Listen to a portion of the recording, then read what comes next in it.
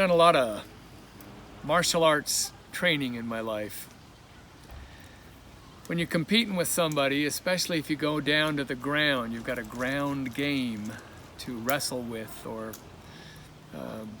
do what some people think of karate techniques or judo techniques or jiu-jitsu or aikido or different kinds of wrestling.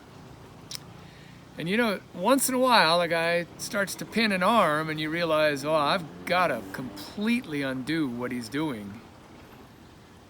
And you learn you just can't give up. You've got to find a way to turn completely different than he expected. If he thinks you're going to turn this way, then roll with him that way and surprise him by how far you go.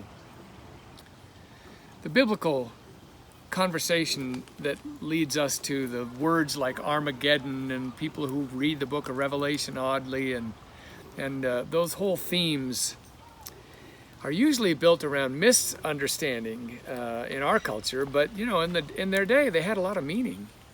And essentially they were saying, you might have to turn another angle. The whole community might have to take a repentance, a metanoia, a conversion, a different turn. But you can do it. You can find the strength. Always those conversations were about a challenge to do good in maybe a new way so that good could result from what starts out as an uncomfortable situation. This is really our call.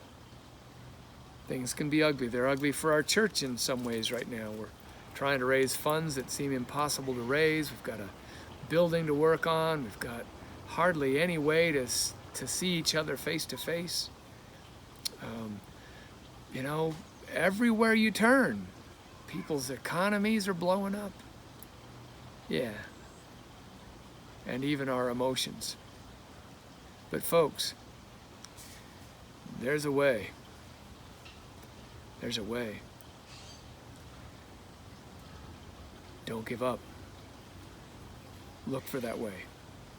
Twist and turn if you have to. Take a direction you weren't even expecting.